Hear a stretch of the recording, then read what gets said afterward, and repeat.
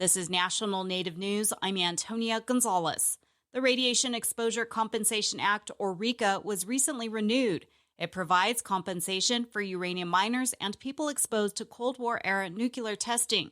In what could be a final round of applications, allegations of predatory representation and solicitation are on the rise, targeting tribal communities, as KJZZ's Gabriel Pietrazio reports. President Trump signed the RECA renewal on the 4th of July as part of his sweeping One Big Beautiful Bill Act. By the 5th, I started getting these calls.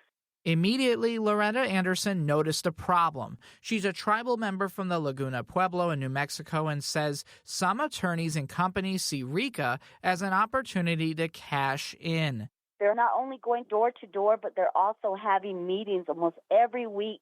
This year marks 8 decades since the U.S. detonated its first atomic bomb at the Trinity test site in the New Mexico desert. Yet until now, no one in the land of enchantment could have ever filed a downwinder claim. They mined them, made billions of dollars off the uranium, and when it was all said and done, they just left our people sick, suffering, and dying. More than $2.6 billion has been already paid out for 42,000 claims since 1990. Members from 24 tribes account for at least 5,300 of those claims, most of which are linked to the Navajo Nation. Depending on their occupation or condition, claimants are eligible for up to $100,000, and that leads Anderson to worry about those very victims also falling prey to opportunistic third parties. They're all coming out of the woodwork. Again, this angers me. For National Native News, I'm Gabriel Pietrazio. Renewable energy provides a sizable share of power in some rural Alaska communities, but these are tough times to seek federal funding for wind and solar. Denali Commission Programs Director Jocelyn Fenton testified recently to a U.S. Senate committee about the energy needs in rural Alaska. She emphasized fossil fuels. Life in these villages depends on a fragile but vital infrastructure system.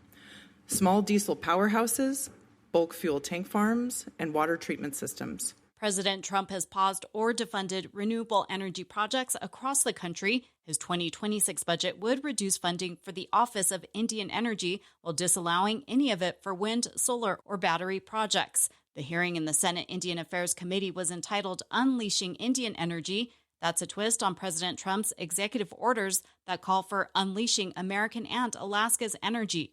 But for participants in the hearing, the nuanced message is that renewables should be unleashed too. Senator Lisa Murkowski, who chairs the committee, says government programs should not favor one energy source over another. The projects that we can get online quickest and quite honestly cheapest right now are wind and solar, and we do have several of these that are in that pause category along with some battery storage. The top Democrat on the Senate Indian Affairs Committee, Senator Brian Schatz of Hawaii, said his information is that the Office of Indian Energy is sitting on about $30 million, nearly half of the funds Congress appropriated for the fiscal year.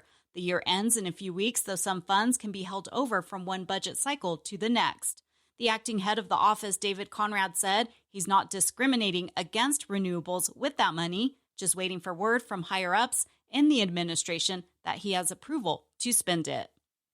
I'm Antonia Gonzalez.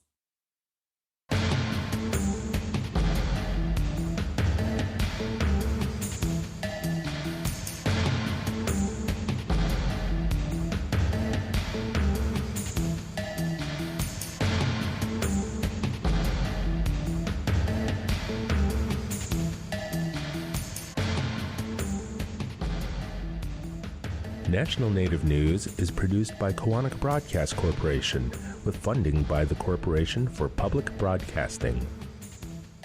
Support by Drummond Woodsum, a full-service law firm whose nationally recognized tribal nations practice provides services to tribal nations and their enterprises and to companies that do business with tribes across the country.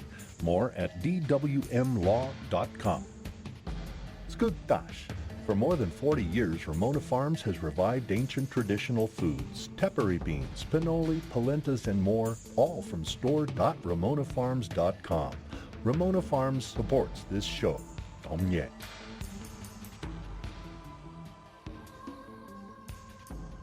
Native Voice One, the Native American Radio Network.